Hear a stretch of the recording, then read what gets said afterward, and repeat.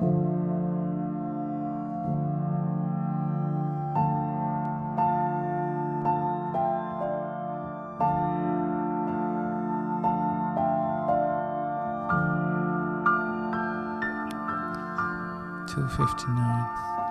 The alternate to dreams of fear.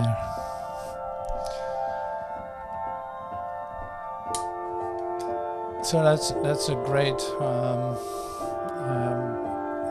section, because of the fact that all the 15 lessons that we used is like embedded in this, and this has even more to do with the interaction with others, in the fact that you say if you confirm sickness in any way, you're join in the middle, so to speak. You join in the middle. So that's where this is very clear about. And that's why I love to read it, because it is, shared in a couple of ways. Also how you put together your information with perception, like using eyes that cannot see, using ears that cannot hear, to put together, snippets of a world that you confirm the reality of. And that is that's pretty amazing that we do that all the time. Like if you look at, and that's what I was doing, is looking at how I go through, like for instance, a news app. I got a Dutch news app. I read parts of it, and then I think I know what's going on in the society here. And it's like, in fact, you do all this, like you think that you can follow the political discussions that are going on. You really think that you can build an opinion on the news that you get. So you put it together and it looks like something, and it's always frustrating because you don't have enough information, and it's not anything. But for a long time, I really thought that was really important. So once somebody told me, it's like, why are you reading newspapers? I was really shocked, because I had like, well, of course, I read about my world. Otherwise, I don't have any information about what's going on. See, and that shifted and changed quite a bit, I have to say. So for me, it's now more like a play I'm watching. Like I see these little parts of news that's like, oh my God, if you really want to share only that, it would be so minimal in that sense. It would be so, say, full of lack and disaster and death. It's unbelievable. So if I would take that in as my reality and really, say, knit that together as the story of my life, or that's the society I'm living in, it would be so sad, It's just totally sad. I can't believe that. So anyway, that is one of the things that happened when I started reading this. It's like, if you look at how we put our information together and really think that we can build an opinion on of that, thinking that we know what's going on somewhere. So in this little section, we go really back to the basics of perception. Like, what is it that you do when you put all these images together? Say, perceived through, say, your sensors that actually are not sensing anything. So if you would look at it in terms of your neurological system, it would just be like an electron storm in your brain. That would be the only thing that's happening. And we think that we can, say, really determine something out of that, as if that really holds information. So that's pretty wild. So I will read parts of it because it is written very nice, like it's beautiful to read. It is very compact, like always in the course. And it's also, I'm always surprised that it's always saying the same thing. That's the same as when we read the first 15 lessons. It is like, okay, so what can possibly be your question after this? How... You know now how to look at your upsets. What can be your concern after this? And still we have to read it over and over and over and over every day, just in order to get it straight again. It's pretty amazing. But when you read it and you let it come to you, it's like, this is so clear. And I read this literally in every chapter. I read it back in every lesson, in every prayer that's being prayed. It's like, oh yes, there's wholeness. Yes, it is my reality. Oh yeah, what I see has nothing to do with it. I put it all together, but this world does not exist because the place where you perceive it is not real. See, we just read, like, the place where we actually perceive this is in your thoughts. You literally see it because of your thinking. Otherwise you wouldn't even be seeing it. You see it because you value it. That's why you see it. That's the only reason, because the basis of all perception is that it's meaningless. It is not there. It is nothing. So to value a part of it, which you can't avoid even in your humanhood, in your walking around in your daily life, you value things, otherwise you wouldn't be walking there. It would literally disappear in front of your eyes. That's pretty wild. So that's cool. So it's really cool to look at you guys and do this as a class this way, because it's nice to have the direct contact with you in expressing myself. I can feel that. Like, okay, forget about YouTube. I like this much better. It's like, and this is so great. So thank you for that, for participating in it this way too. That's wonderful. Okay, so I'm reading, say, the second part of it. A couple of paragraphs, because they basically all revert to the same issue that we walk around with in our humanhood. See, it starts at 4F, for instance. So I'll come back to the sharing about sickness and all that. I come back to that later. You have conceived a little gap between illusions and the truth, to be the place where all your safety lies and where yourself is safely hidden by what you have made. So where yourself with capital S is safely hidden by what you have made. So I thought, like, well, this is a beautiful definition of how you walk around as a human being, like how you walk around most of the time during your day. You walk around like this. You find yourself in some kind of safe spot in the middle of, you can go either way. You move around a little, meander a little bit from having a bright idea to misery and pain, and one way or another you seem to be able to snowboard through it, something like that. So I thought it was a great description of this. You've conceived a little gap between illusions and the truth, to be the place where all your safety lies. Like you feel pretty comfortable there. You're so familiar with that you don't even see it, that it's like exactly the place where you are, where you find yourself. You esteem it as really your place where you can hang out.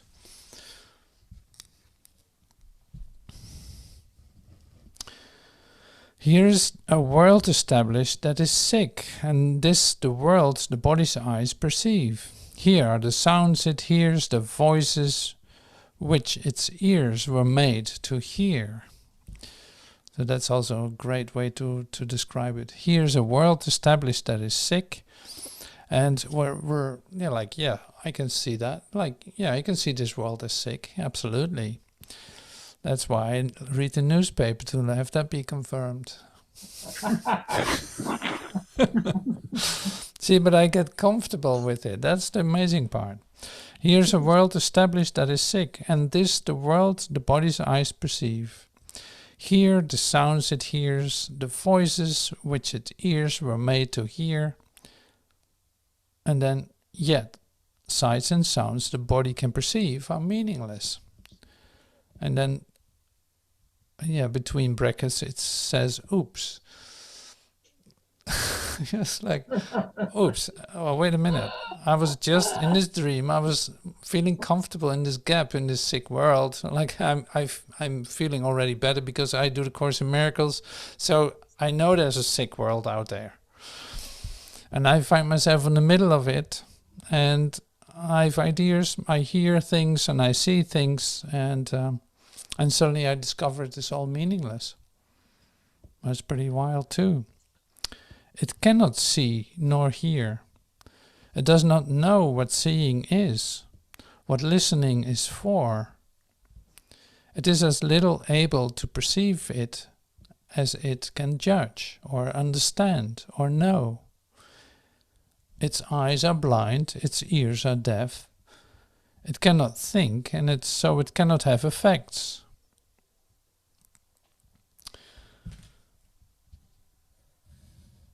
Well, here you are. So, and then the next question is pretty tough too. It's like, what is there God created to be sick? Nothing. Nothing. Absolutely nothing. What is there God created to be sick? Nothing. So then is the world that I perceive, does that have anything to do with God? No, not at all. And what that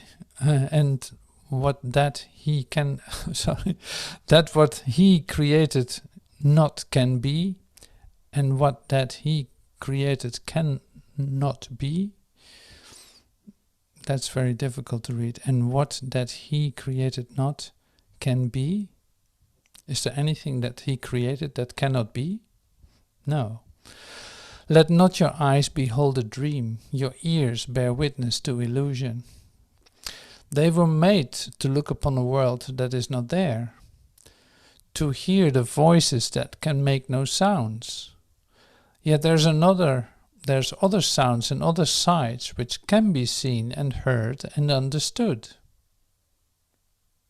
See, now we're going back to the senses one more time.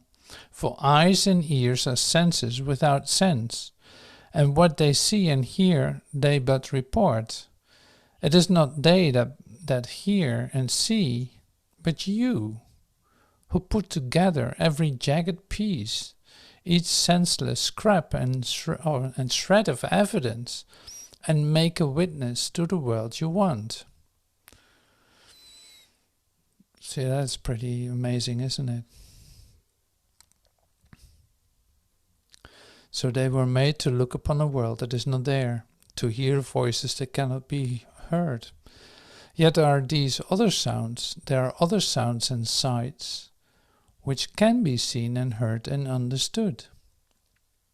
So this is where we come to when we start reading another lesson. We will not do that this class, but it's more like the coming into the perceiving the real world. See, in the real world, it says in this lesson, like, doesn't have buildings, it doesn't have forms, but it is the world that you can actually perceive behind all of this. See, and this is where you start to come in touch with when you are not fooled for a moment. I'm not saying always, but for a moment, when you're not fooled by appearances. Like in that, and that is, say you're familiar with that. It is not something completely new. I know that for sure. So it's like, imagine that somebody would be ill, for instance, because we get back to that example in a moment. Imagine that somebody is ill and you appears to be ill, for one thing. And you come in touch with this person. And one way or another, it happens that you fall apart, that you feel so much love and that you have no idea what to do with yourself, but you're expressing it. You're literally releasing. You cry, you laugh at the same time. It's like you're releasing. You feel so connected to this person. Something really shifts in this contact. It's like, see, now you see that there's the imagery of a sick person. There's ideas around it of somebody that has something, that has a certain definition of form. But apparently you were not touched by that. You were open enough to look past that and just see this one for who he or she is, and falling in love with this person at the same time, like feeling so much joy and love and connection that it passes by. It's like, where do you think that this encounter was? It's like it's literally happening in the real world. It has nothing to do with the hospital that this person is in. It has nothing to do with the distance that seems to be between them, between you and this person. No, but it is like, no, it is a moment of complete connectedness without distance, without time, without any kind of form limiting it in any way. So this is, I think, like a great example of entering into the real world. And that is like, you are familiar with this. You have examples of that for yourself that is happening. And that has happened for sure, like you, for sure. It is just good to be aware that that is really what is meant by, for instance, the real world, and coming in touch with something that goes beyond form and beyond, say, limitation or lack or sickness or any of these. So, and also, see, I'm using this example of emotional release, or however you want to call it, like an almost, you can describe it as a holy instant too. It's like suddenly there's a moment of release, of a shift, literally, of going into a recognition of oneness with everything that is. See, that is, I don't know, I lost my train of thought, but this is great. So it is great to look at it that way. So, this is what I was saying. It's like to recognize it, to be aware of it, that it's a real opportunity for you to have encounters like that. At the same time, completely trusting your what comes up for you, that you don't hold it back to keep yourself like in control or something, but just let it explode right in front of someone's face, because sometimes it can just happen that way, which is wonderful, which is wonderful. This is just one of the examples that I can give in this, but it's a very basic one and also very real one.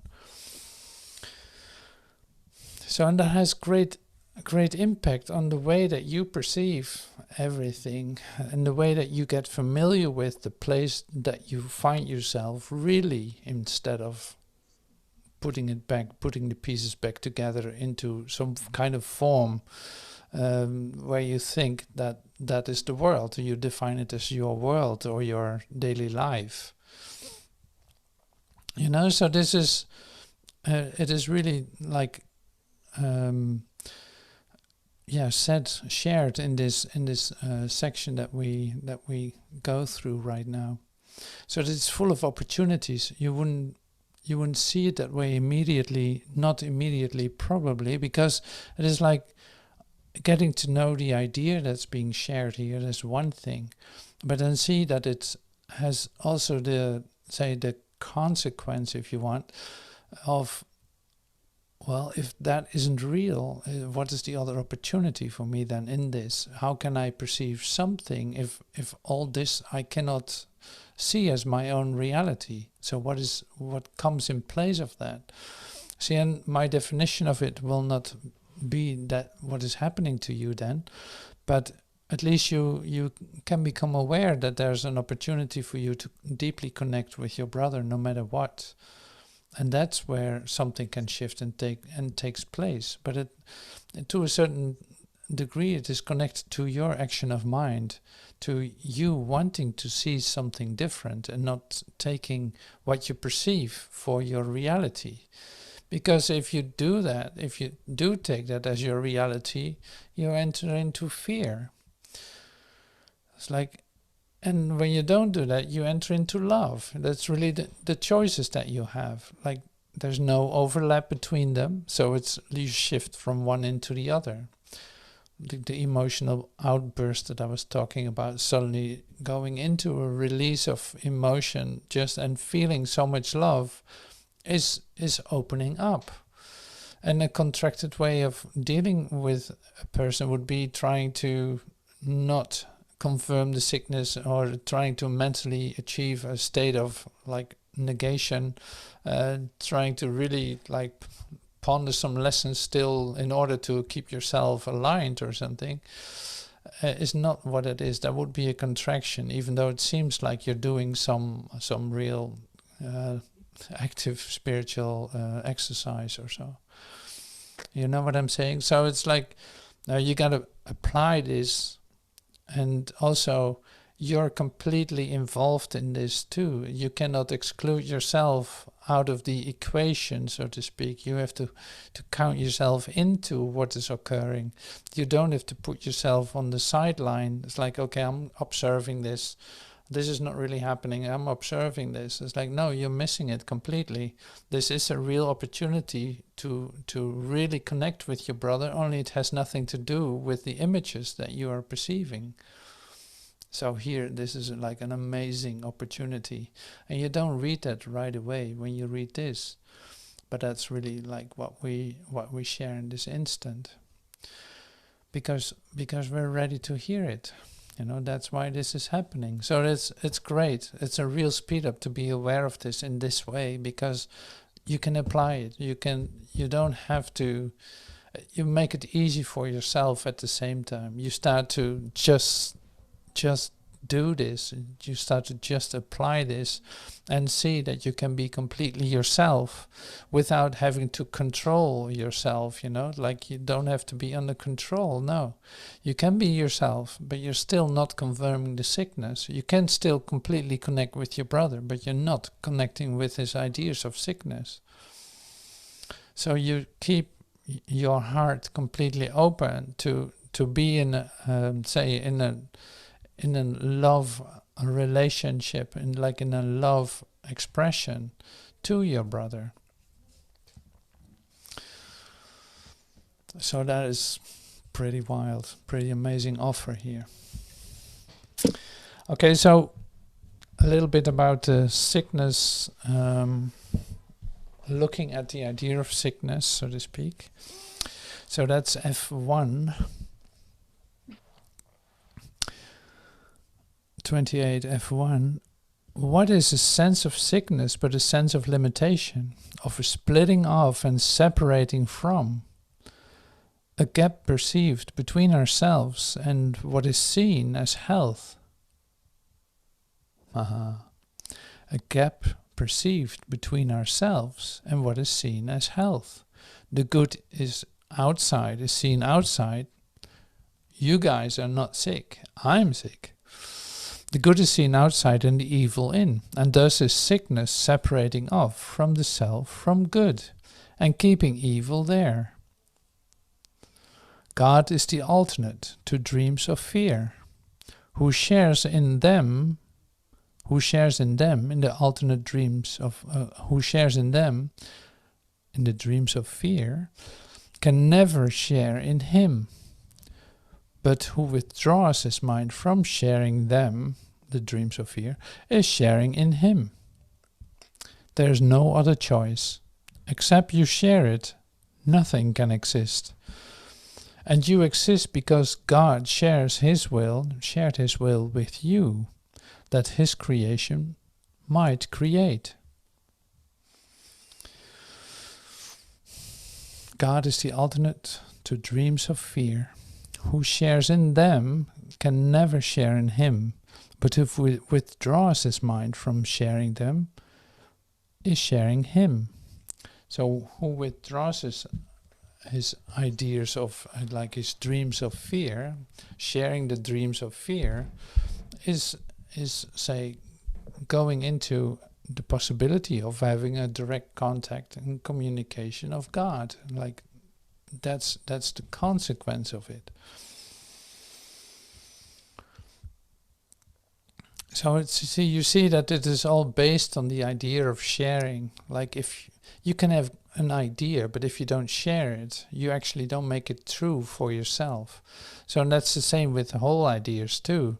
Like by you trusting that you don't have to, say, react on your perception, but actually having the possibility to just, say, follow your heart in that sense, to open up to your brother and express your connectedness with him in the very spontaneous way that is coming to you.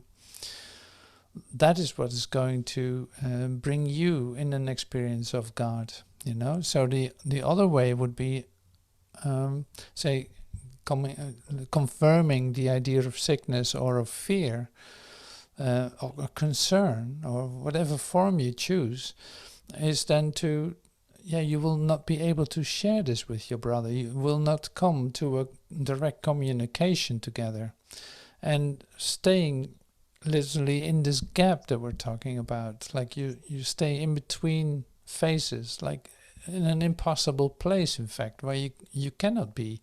You don't feel yourself well, you know, you're actually lying to yourself in a certain sense. It's like, that's a real, say, corrupt place. And not helpful for you to have a different experience of yourself. So there's a choice in that all the time. And the choice is then not so much a choice where you think different things. No, you basically hand it over and allow yourself to follow the guidance that has been given. So following that guidance and also letting come up whatever comes up, not controlling it or filtering it or say trying to hold on to a certain image of yourself in expressing yourself, you know?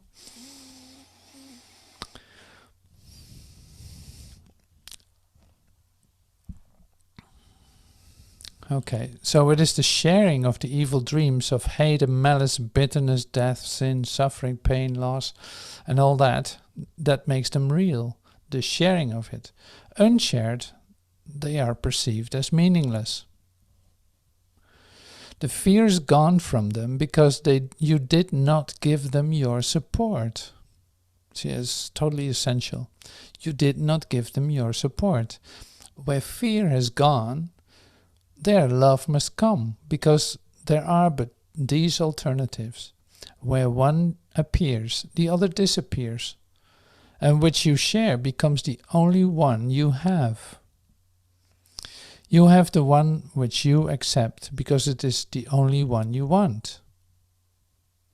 You share no evil dreams if you forgive the dreamer and perceive that it is not the dream he made. And so he cannot be part of yours, from which you both are free. Forgiveness separates the dreamer from the evil dream and thus releases him. So where fear is gone, there love must be. So that's a line good to keep close to yourself. It's like, where fear is gone, there love must be. There are but two alternatives. These are the only alternatives there are. So when you're in an experience of love and extending, then you know, like that, you're on the right track, so to speak. You're in the right place where your connectedness is confirmed. When you feel contracted and off, so to speak, you know that you're holding something for real that has no reality at all. See, and we know this. It is just like, how can you release that then? Well, see, it is your awareness. You become aware that you're contracted, and then you have a possibility to make another choice. You can say, like, stop here. I don't want this way. I'm gonna let this go. I really want to see this in a different way, like the same as what I was sharing about the real world. Like, I want to see the real world. I don't want to see this observatory report, so to speak, which I know very well, and I'm not interested in that anymore. So I want to go straight to what is real, because that is the only thing that will make me happy, and the only thing that where I can see my brother is whole and perfect, and not as some kind of limited personality. That is asking for, I don't know, withdrawal and separation.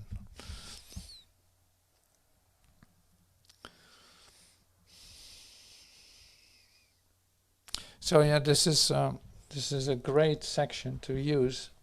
I love this. Okay, so going to F7 in this section. You who believe there is a little gap between you do not understand that it is here that you are kept as prisoners in a world perceived to be existing here. The world you see does not exist because the place where you perceive it is not real. The place where you perceive it is not real. Okay. The gap is carefully concealed in fog and misty pictures rise to cover it with vague, uncertain forms and changing shapes, forever unsubstantial and unsure. Yet in the gap is nothing, and there are no awesome secrets, and no darkened tombs where terror rises from the bones of death. Look at the little gap, and you behold the innocence and emptiness of sin that you will see within yourself when you have lost the fear of recognizing love. See, that is sort of one of the reasons that you in fact are allowing this fear to be there, is really like being afraid of to just completely say uncontrollably step into giving and loving. So there's a reason why you do all this, why you're perceiving, why you're holding back, why you're limiting yourself and your neighbor and your brother and you name it.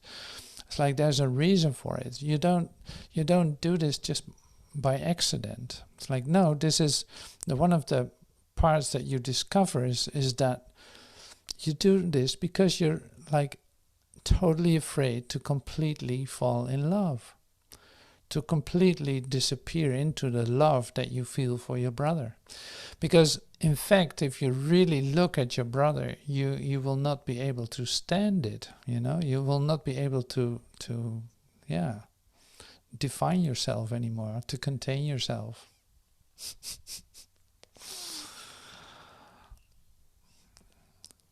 So it's good that we practice this. Like this time that we come together, it is we see how much light there is in recognizing each other and in letting new ideas come to us, and see that it changes everyone because of what it establishes in a certain sense, or that what it confirms in ourselves.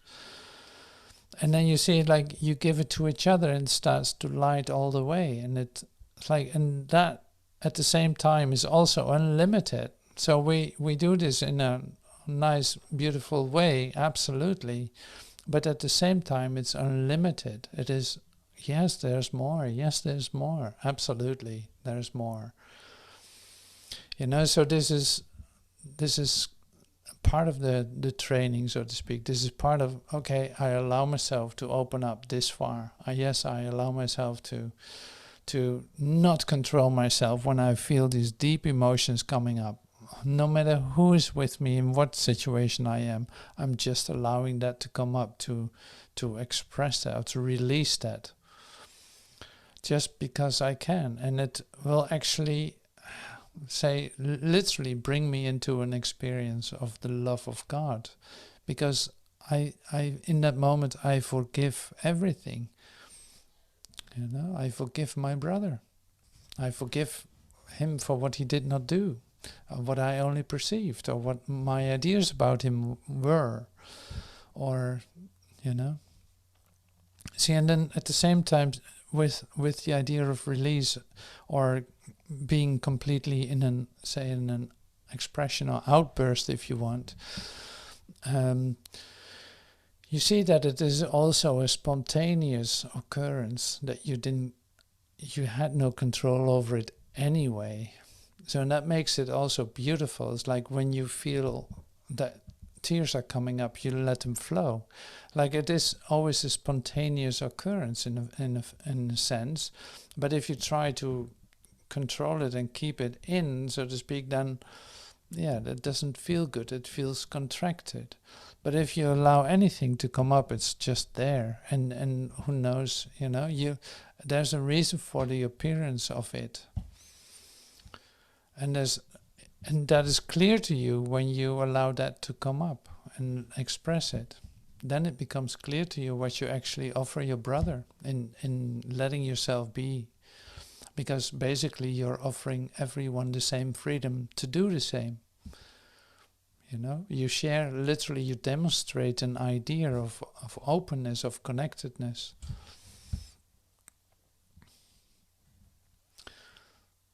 So yeah, wonderful. It's really great. Really great. All right, so how are we doing here? Oh, we're doing good. I have no idea what time it is. And I can't see my little clock here either. So now I know what time it is. So this is great practice. So if you feel like sharing something, or you have a question or anything, just let me know, because it's great to express this and use this as a means. See, because we're still in the undoing of fear classes. Like, my God, if you see what's being offered, how compact and deep this goes with seeing the alternative that's been given, the alternative of fear is in fact being offered all the time in every section that we use so far. So now here again too.